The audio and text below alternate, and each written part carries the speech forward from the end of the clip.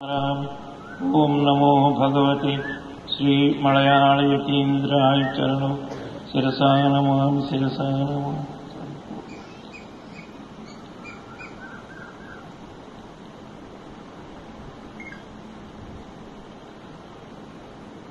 అఖిలాండకోటి బ్రహ్మాండ నాయకురాలు సర్వహృదయాంతరవర్తిని సచ్చిదానంద స్వరూపిణి జగన్మాతకు ప్రణామాలు అందిస్తూ కేరళ దేశంలో జన్మించి ఆంధ్రదేశంలో అడుగుపెట్టి ఆధ్యాత్మిక జ్యోతిని జ్ఞాన జ్యోతిని భక్తి జ్యోతిని వెలిగించిన అస్మద్ గురుదేవులు మలయాళ సద్గురుదేవులకు ప్రణామాలు అందిస్తూ ఈ కార్యక్రమానికి పూర్ణత్వాన్ని ప్రసాదించేదానికి పూర్ణ పురుషులైనటువంటి శ్రీకాళహస్తి శ్రీ సుఖబ్రహ్మాశ్రమ పీఠాధిపతులు పూజ్యులు శ్రీ విద్యాస్వరూపానందగిరి స్వాముల వారికి, అలాగే మా శంకరానందగిరి స్వామి వారికి, మా సర్వాత్మానంద స్వాముల వారికి, జ్యోతిర్మయానంద భారతి వారికి, అడుగు అడుగున వారి సద్గురు స్మరణతో జీవిస్తున్నటువంటి ఇప్పుడే చెప్పారు నాకు 81 సంవత్సరం నిండుతుంది, అయినా ఇంత మాత్రం ఉన్నానంటే సద్గురు స్మరణతోనే నేను జీవిస్తున్నాను అని మా సముద్రాల లక్ష్మణయ్య గారు చెప్పారు. అది యథార్థం అన్నమాట. అలా మా లక్ష్మణయ్య గారికి స్వాముల వారు చెప్పారే, మహాసద్గురు శ్రీ మలయాళ స్వాముల వారు ఏ గ్రామం వెళితే ఆ గ్రామంలో సమాజాన్ని స్థాపించారు. సమాజమే కాదు, ఆశ్రమాలు కూడా స్థాపించారు, మందిరాలు కూడా స్థాపించారు. మా జన్మస్థలమైనటువంటి తెనాలి తాలూకాలో 2 గ్రామాలకి కలిపి ఒక గ్రామానికే స్వాముల వారి ఆశ్రమాలు ఉన్నాయి. అందులో స్త్రీలు ఈనాడు మీరు ఇంత మాత్రం భగవద్గీత పారాయణ చేస్తున్నారంటే అది మలయాళ సద్గురుదేవుల కృపే, లేకుంటే ఏ బైబిలో మీ చేతుల్లోకి వచ్చేయన్నమాట.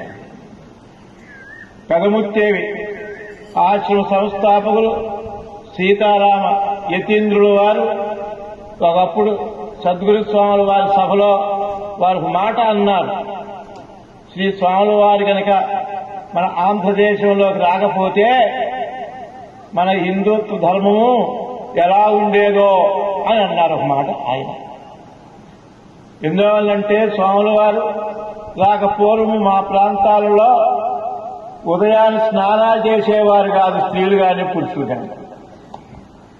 ఎందుకని? వంటది చేస్తే, స్నానం చేసి వంట చేస్తే చెమట పడుతుంది.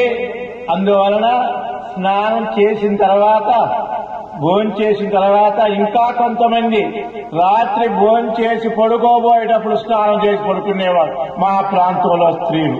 అలాగే పురుషులు కూడా పొలం పనులోంచి వచ్చి శుభ్రంగా భోజనం చేసి అప్పుడు స్నానం చేసి పడుకునేవారు. స్వాముల వారు ఆ పద్ధతిని మార్చేశారు. స్వాముల వారు మెల్లిగా.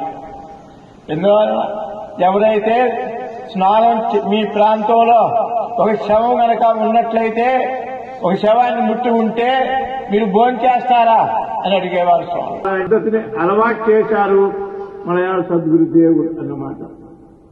మా ప్రాంతంలో మా ఇళ్లలో కూడా ఉదయాన్నే పొయ్యి మీద అన్నము కుండ పెట్టి ఆ పొయ్యిలో ఉండే కచ్చిక తీసుకుని మొహం దోకుంటూ ఊస్తుండేటువంటి రోజులు మేము చూసామన్నమాట. అలాంటివన్నీ మార్పు చేశారంటే శ్రీ సద్గురు స్వాములు. అందువలన స్వాముల వారు పల్లెటూళ్ళలోనే ఎక్కువ ప్రచారం చేశారు.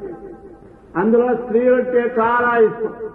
స్త్రీలు కనుక బాగుపడితే దేశమే బాగుపడుతుందనే వారు స్వాముల వారు.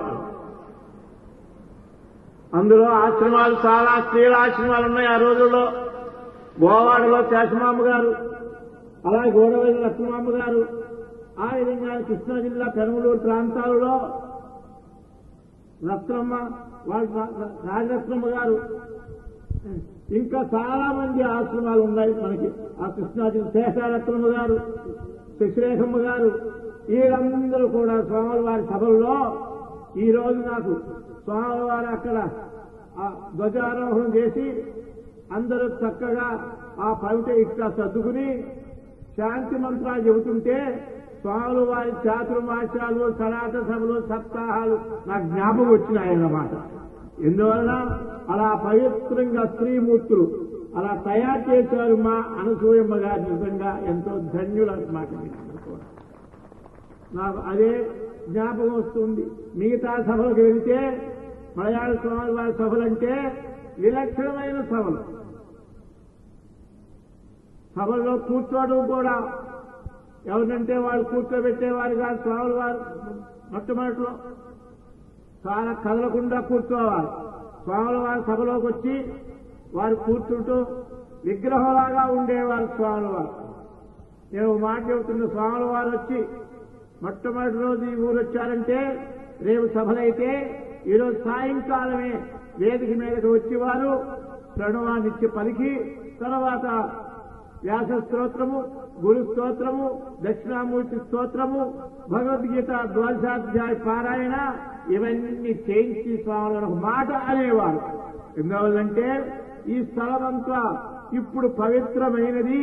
ఇక ఆధ్యాత్మిక బీజాలు నాటేదానికి సుచేత్రమైనటువంటి స్థలంగా ఇప్పుడు తయారైంది. కాబట్టి అందువల్ల రేపటి నుంచి సభలు ప్రారంభమవుతాయి అని చెప్పేవారు స్వాముల వారు.